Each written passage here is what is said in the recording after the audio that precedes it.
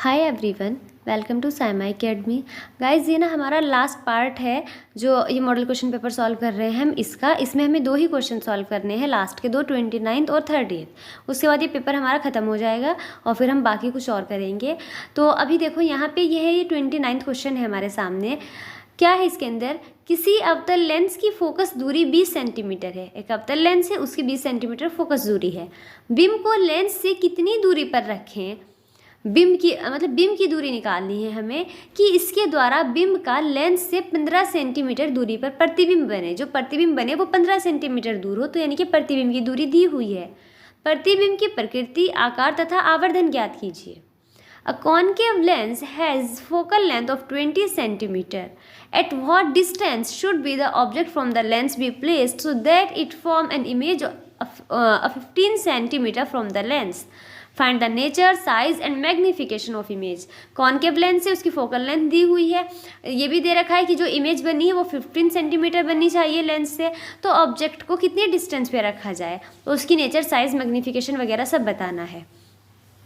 तो देखो, जो अवतल लेंस है, कॉन्केव लेंस है, वो जो प्रतिबिंब बनाता है हमेशा अवतल लेंस द्वारा सदैव ही सीधा और आभासी प्रतिबिंब उसी ओर बनता है जिस ओर बिंब रखा होता है। जिधर वस्तु होती है उधर ही प्रतिबिंब बनता है।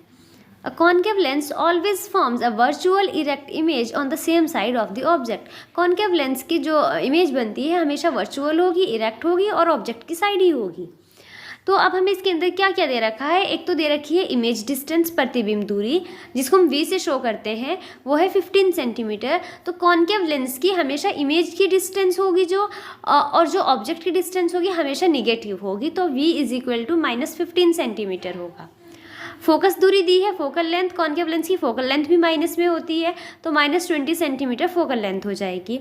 ऑब्जेक्ट डिस्टेंस यानी कि बिंब दूरी, जिसको हम u से शो करते हैं, वो हमें फाइंड आउट करनी है। तो फॉर्मूला है हमारे पास, लेंस फॉर्मूला ये है 1/v - 1/u = 1/f।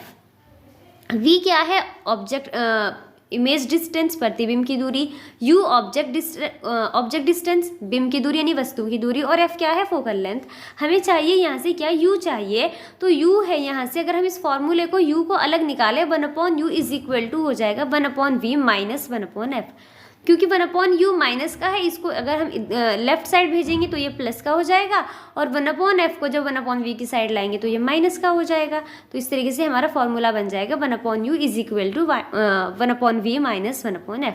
Value put करेंगे, 1/u = 1/v की जगह -15 लिखेंगे, फिर ये माइनस का साइन है जो फॉर्मूले में वो पुट करेंगे। अगेन 1/f, f की जो वैल्यू है -20 है, उसको पुट करेंगे। तो जो ये दो माइनस है, माइनस और -20 मिलके यहाँ पे क्या हो जाएंगे? ये प्लस। तो 1/u = 1/-15 + 1/20। हम जब इसको सॉल्व करेंगे, आपको इस फ्रैक्शन तो सॉल्व करने आते होंगे ना। 15 और 20 का एलसीएम लेंगे, 60 बनेगा। तो 15 4 जा 60 होते हैं, तो 1 4 जा 4, -4 हो जाएगा, और 23 जा 60, तो 1 3 जा 3। ये हो जाएगा -4 + 3/60। यहाँ से आएगा 1/-60, ये -1/60। तो u यानी कि डिस्टेंस हो जाएगी, जो ऑब्जेक्ट की डिस्टेंस है, -60 सेंटीमीटर। यानी कि जो बिंब है, वस्तु है, उसको लेंस से 60 सेंटीमीटर दूर रखना चाहिए। The object should be placed 60 centimetre from the lens. ये हो गया काम खत्म। उसके बाद हमें क्या निकालना है? इसकी जो निकालनी है प्रकृति, आकार और आवर्धन। आवर्धन निकालना है। प्रकृति तो अभी बताया है कि सीधा और आभासी बनेगा हमेशा। आवर्धन, मैग्नीफिकेशन का फॉर्मूला होता है m = v/u, यानी कि जो इमेज की डिस्टेंस है अपॉन ऑब्जेक्ट की डिस्टेंस। ये हाइट से भी निकल जाता है अगर हमको इमेज की हाइट दी है और ऑब्जेक्ट की हाइट दी है, लेकिन यहाँ पे हाइट नहीं दे रखी, तो हम डिस्टेंस से निकाल सकते हैं। प्रतिबिंब की दूरी अपॉन बिंब की दूरी। प्रतिबिंब की दूरी -15 है, यानी कि इमेज की जो डिस्टेंस है, और जो ऑब्जेक्ट की डिस्टेंस है यानी वस्तु की दूरी, वो -60 है। तो -50 से -16 को डिवाइड करोगे 1/4 आएगा। इसको चाहे तो इतना ही छोड़ दो या फर्दर डिवाइड कर लो, 4 से 1 को डिवाइड करोगे तो 0.25 आएगा।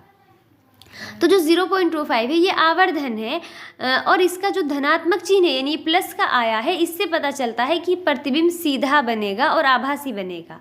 और जो प्रतिबिंब का आकार 1/4 आया है ना, 1/4, तो 1/4 है, यानी जो प्रतिबिंब का आकार है वो बिंब के आकार का 1/4 है। The positive sign shows that the image is erect and virtual. The image is 1/4 of the size of the object. जो इमेज है वो ऑब्जेक्ट के साइज का 1/4 है।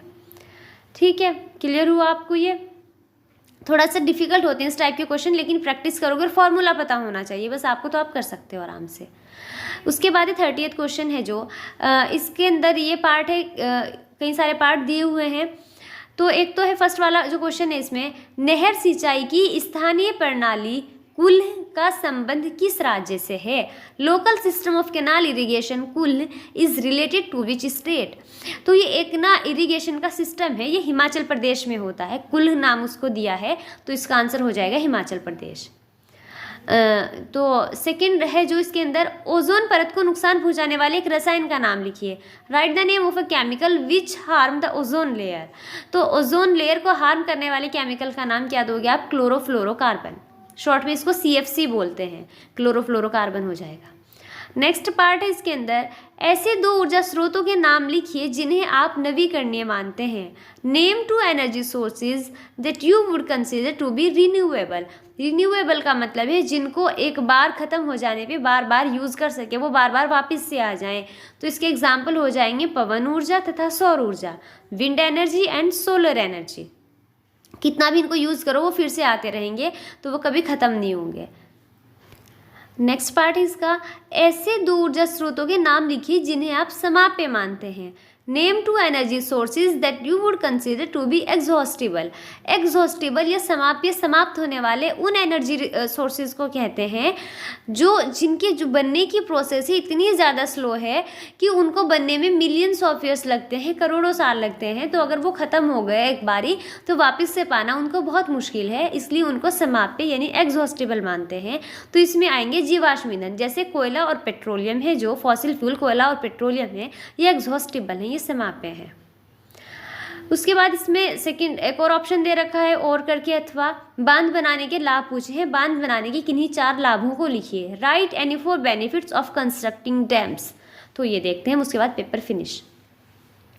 तो देखो क्या है बांध के जो लाभ हैं, ये क्वेश्चन भी काफ़ी इंपॉर्टेंट है क्योंकि बहुत बार पूछता है पेपर में इसको। जो बांध हैं वो घरेलू उपयोग, सिंचाई और औद्योगिक अनुप्रयोगों आदि के लिए जल उपलब्ध कराते हैं। जल विद्युत शक्ति का उत्पादन यानी जो जल से बिजली बनती है, और नदी परिवहन को आसान बनाने के लिए बांधों का उपयोग किया जाता है। दैनिक गतिविधियों में बांधों का महत्व बढ़ता जा रहा है। इसके अलावा बांध स्थानीय पर्यटन को भी बढ़ावा देते हैं, लोग घूमने आते हैं वहाँ पे, और इस प्रकार राष्ट्र के विकास में योगदान देते हैं। तो हमें 4 मेन लाभ लिखने हैं।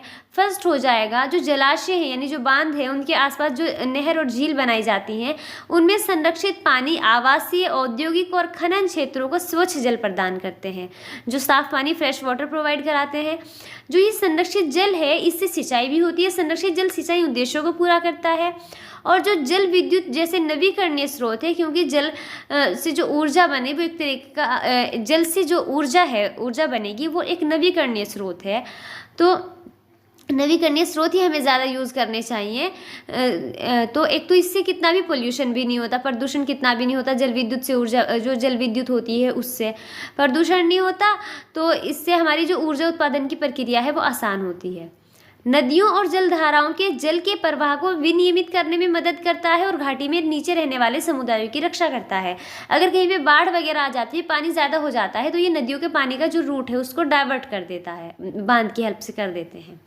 भविष्य की आवश्यकताओं को पूरा करने के लिए जल संरक्षण की सुविधा उपलब्ध है। बहुत सारा पानी की स्टोरेज है, बहुत ज़्यादा भंडार है, तो भविष्य में अगर पानी की कमी लगे तो उसकी सुविधा ऑलरेडी रहती है। ऐसा करके इंग्लिश में देखते हैं हम। They provide water for a variety of reasons, including home usage, irrigation and industrial applications. इन सब के लिए water provide करते हैं। Dams are also utilized to produce hydropower and make river transportation easier. River transportation भी easy बनता है और हम hydropower भी इससे produce कराते हैं। Dams are becoming increasingly important in everyday activities. Moreover, dams also promote local tourism, thus contributing to national development. National economy में भी कंट्रीब्यूट करते हैं ये। तो क्या यूजेस हैं जो डैम्स के, जो मेन यूजेस हैं हम वो देख लेते हैं। 4 यूज लिखने इसमें।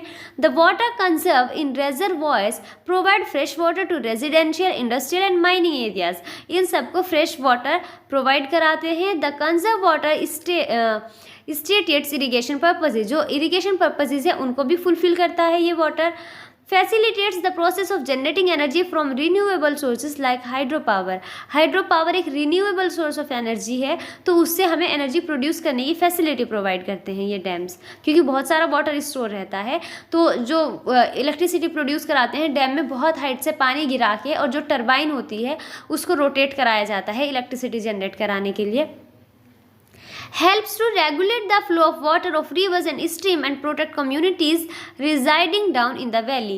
जो वैली में कम्युनिटीज़ रहती हैं, अगर वहाँ पे फ्लड वगैरह की सिचुएशन हो जाए कहीं पे, तो उस वाटर को कंट्रोल करने का काम भी डैम करते हैं। Facilitates water conservation for meeting future requirements. Future requirements को पूरा करने के लिए, फुलफिल करने के लिए भी वाटर कंजर्व रहता है डैम के अंदर। तो ये डैम के हो गए बेनिफिट्स, एडवांटेजेस। यहाँ पे ये हमारा मॉडल पेपर ख़त्म हुआ। इसके बाद देखती हूँ शायद सोशल साइंस का कराऊंगी या मैथ्स का जो पेपर है उसको करेंगे। जब तक आप इसको करिए और अच्छे से तैयारी करते रहिए। Thank you so much for watching.